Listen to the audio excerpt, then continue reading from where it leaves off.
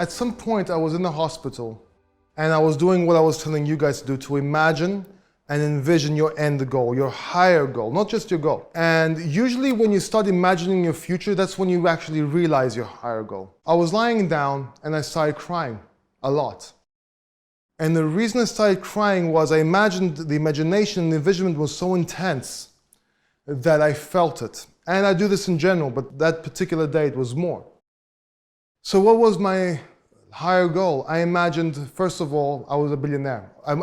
Somebody went and made a donation of $1 billion or something, and I gave I was left with less than $1 billion, but I was left with 350 million because I gave to people with cancer and everything. Then what happened was I imagined helping everyone. I imagined helping my best friends. I was telling them, okay, here's the money that you wanted to do your startup business, or you don't have to worry about money no more, quit your job. Let's do this business that we were talking about together. I gave money to my girlfriend. I helped my parents. I sent money, I got rid of debts for other people. And I remember I bought my nephews from England, because I have two sisters. One's in England, one's in America. They both have two kids, they're both divorced. So I brought my sister from England to Greece with her nephews, with her kids, sorry, and my sister from America with her kids. And I remember telling the kids, okay, here's $1 million each.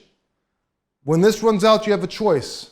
Either that's it, or now I'm going to start mentoring you and helping you get into business. You know? If you take the bad road with this $1 million, you won't receive any more money from me. If you do good, and you want me to mentor you, I'll make you more money with this. Because $1 million doesn't last that long, believe it or not. It doesn't. And for the younger kids, I did the same, but in the sense of, okay, when you turn 21, you don't have to worry about money. You'll have $1 million. But until then, you have to take the right path, this, and this, if you want more, or you won't, I won't help you anymore. So I was helping them help themselves, let's put it that way. I was crying, I was really happy because I was imagining how happy they were, the faces, my parents' faces, how proud they were about me. You know, my friends, I got tears, the way I'd have tears and they'd have tears, it was intense, you know. The way I would tell my sisters, okay, let's do some businesses together now. I want you to do this for me in England. I'll pay you so much. As I told you before, just giving money to somebody is actually a bad thing. Helping them make money and helping them go on the right road is a better way. But okay, some people you just give money to. But you understand what I mean. Envision your goals. Imagine them. They will become real, not because of the secret or the law of the universe, which is an argument to it actually, but it feeds your subconscious, and it feeds your mind, and your head and mind kind of finds solutions and thinks of the way to do this. As I said before, it takes the same mental energy to make 1,000 euros a month, or 10,000 or 100,000. The only difference is the way you think. Think big. If you aim for 100,000, you will find better solutions to that 100,000 with the same thought pattern. You know, obviously you need knowledge as well. We talked about that, but I'm just trying to tell you, it's the same energy. So why not aim high? Why not aim big? So what I'm trying to say is live it, breathe it, feel it. The Arnold example, Arnold Schwarzenegger. Yeah, get to the chopper. Arnold Schwarzenegger, a lot of people, you guys know him as a bodybuilder and an actor and a mayor. Now, there's an interesting story about Arnold Schwarzenegger that pretty much summarizes a lot I said in this presentation about how people judge people. First thing, people say, oh, but he took steroids, but he did this, but he did that, Let's talk a little bit about Arnold.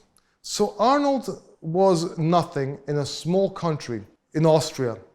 And basically, as a kid, he learned the hardship. He had the Spartan life. For example, his parents would say, he'd have to go get the milk from the cows in order to drink milk. See, a certain paradigm that we have as kids, which was different with Arnold, is that when we were kids, it's like when work was a punishment.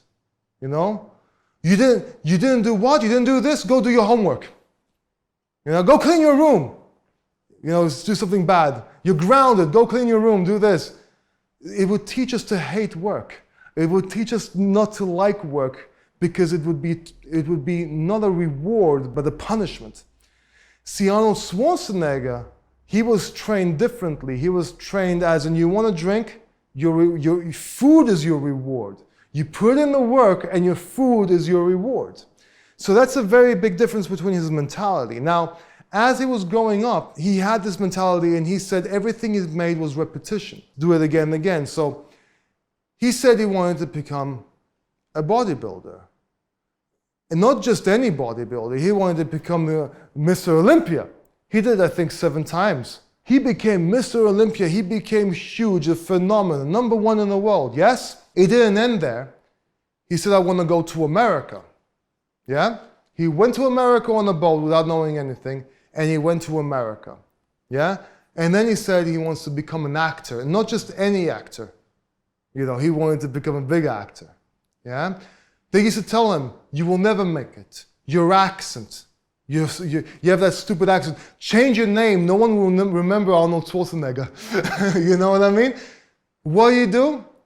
He became an award-winning actor, one of the biggest actors in the world. I mean, the guy's phenomenal. And it didn't even stop there. He started learning real estate. He wanted to get into real estate. He started learning real estate on his own. And he has a big fortune in real estate in America. I don't know if you guys know this. And what do you do after that? It's like, I want to become the governor. And what did he do? He became the governor. And not only that, he said, I want to make the biggest grossing movie, and this was a little bit before, that ever happened. It was Terminator 2. You know? And it's funny because the money I asked for was a little bit more than the previous one just to break the record. So what did this guy do? He did this goal, think big, and he did it. Somebody from Austria that used to drink milk out of a cow, you know, there was nothing. Yeah, became who you see today through hardships, to have a Spartan mindset and having this mindset I'm talking about all this time. Now, this is what Arnold explained. This is what he did, I'm sorry. You'd wake up in the morning, right? Life is full of choices. What choices do you have when you wake up in the morning? One is to get up and have some cereal. Some people will have cereal. Some people will have fruits, right? Depends on what you do. The fruits is better, obviously, but you have a choice, cereal or fruit. Arnold would get up, okay? And what he would do is work out before he has breakfast. Already he took a choice, a different direction than most of us take. This is, by the way, 96% of the people in the world. They will get up and just eat breakfast. Arnold would get up and work out. Then Arnold would decide, do I eat cereal? Or do I go for fruit or whatever? I used to eat eggs and protein or whatever like that. See, and basically what would happen is you would see that through these examples, to make a long story short, your life goes to a different direction than the rest of the people. And that's basically what you need to do. Now, what do people do? They might judge him. They might be saying, they look at all the bad things. Oh, yes, but this. Oh, yes, but that. But that's just excuses. I told you before. That's just to make yourself feel good because you didn't do it. Just because you can't do it doesn't mean somebody else cannot do it. And basically, you can do it. There's a saying that says, whether you think you can do it or you think you can't do it, you're right. Okay? And I love Arnold as an example. And I actually recommend buying his book. Now, as I told you, I have a recommended section on my website. I don't actually have his book up there. I'm going to put it up there. It's called Total Recall, I think. Not from the movie, obviously. And I recommend buying his book. I have studied him online. I will buy his book, and I recommend you buy the book as well. Moving on. Think big, think rich. These are just 3 examples I'm going to give after. All right. You have to think big and you have to think rich. And this is coming back to what I was talking about before. This is an attitude, this is a character, the way you walk. I explained it throughout the whole seminar. Let's talk a little bit about a rich mindset and a poor mindset, because what you've learned and what you think you know is wrong. Basically, we've been told what? We've been told save money. This is a very bad advice that you're given. You cannot save money to make money. Okay, this is wrong. You have to spend your money and invest in your money. So something I forgot to actually mention with Arnold Schwarzenegger was even his accent. Arnold Schwarzenegger's accent was his gimmick as well. So remember how we were talking about before, how people remember certain traits of people, certain gimmicks? You know, you have your natural gimmicks and you have the ones you build on, the rule of 5. Arnold Schwarzenegger had a lot of them. So if I was, you know, and people would remember the accent, it's unique. As soon as you hear his voice, you know it's him. You know, it's his gimmick, it's his trait. So that's something to think about. That's how you go viral, yes? That's how people remember you. As I was saying before, we have a wrong mindset. The first thing that we're being, as kids, we're taught wrong. We're taught save money, you know, save money for a rainy day. Yeah, okay, while that may be true, that's not the way to become rich. You have to invest money. There's a very big mistake. It says, okay, if you don't have money, if you have problems in your life right now, okay, let's say you lost your job. What do? Try to find another one. But what will most people do when they have economic problems? They're crying. They're crying. They try to stop spending money. They try to save money. They stop going out. They stop. This is wrong. The mentality is not trying to stop spending money. The mentality is trying to make more money to go try and get a job. Yes? Or to create a business or whatever. Now, this might sound simple, but people don't realize this. Just that alone, that mindset, that thought, I gotta save money. No, you have to go make money. You have to find ways to make more money. Even if you might find ways of saving, you cannot save money to become rich. Even if you have a job and you're making 700 or 1,000 euros a month, yes? And you're thinking, okay, I need more money. Let's save some of this money so I'll spend less. It's not going to make you rich. It's not going to make a difference. You have to think of how to make more, how to double, triple, quadruple this money, yes?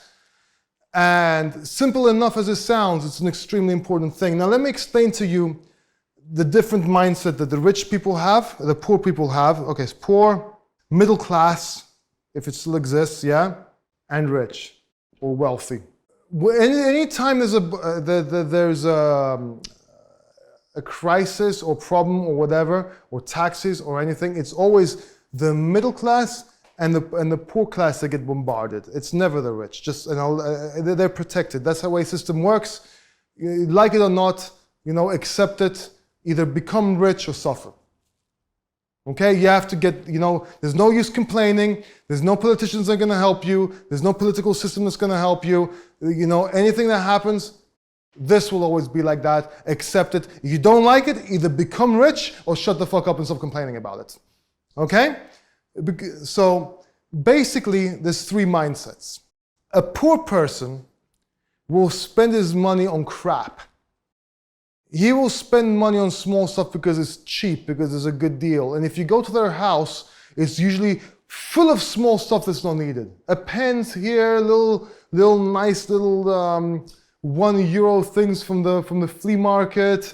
Just, where did you buy this? Oh, it was cheap. Little fans that you don't really need, but there's little fans you hold for when you're in front of your computer, or I don't know, some things that scratch your back.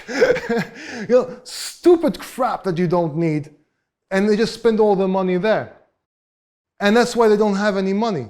And that's to compensate for their poorness, because people need to feel a certain thing when they're buying something and feel part of something and part of a social group. And that's what kills them. Now, the middle class will spend their money on things that make them feel good and have a good life. They might buy a car, a small boat, a house, you know, whatever. Now, the rich people will spend their money on things that make them money. You see, there are 2 things. There are investments that give you back, and there are liabilities that take your money. The rich people will buy in the investment making them money. They will put their money in things that are making them money. So if I have 20,000, I will invest in business, or I will invest in the stock market with ones that pay dividends, or I will invest in books to study or courses for myself. Yeah, so I can make more knowledge for myself. The middle class will spend money on liabilities. Now, what's a liability? Things that cost you money every month. See, one that makes you money every month, and one costs you money every month. So why buy an expensive car Okay, if you have money, you need a car, it will save you time, you buy a car, but you don't buy a Ferrari with all your money. You don't spend 40,000, if you have 50,000 euros in the bank, you don't spend 30,000 on a car and be left with 20,000. That's just stupid. And that's what people do. And it costs them insurance, petrol, maintenance.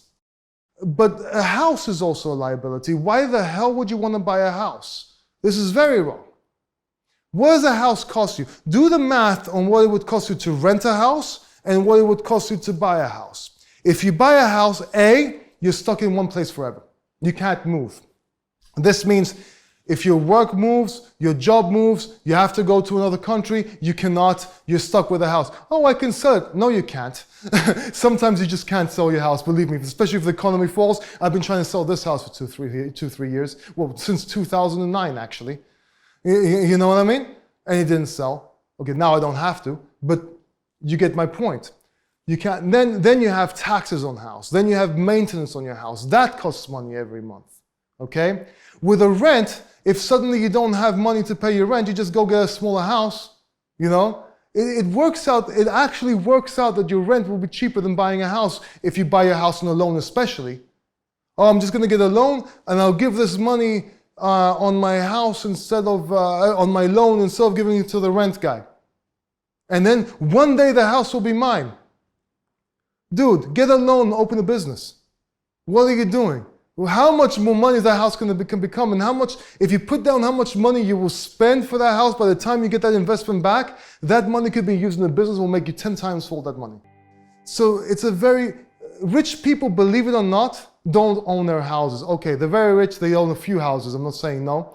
But for example, Mr. Mario, my mentor, he's a multi-millionaire, he doesn't own his house, he's renting different houses all over the world.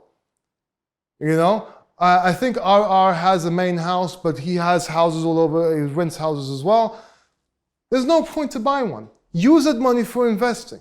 Don't buy things that will cost you money every month.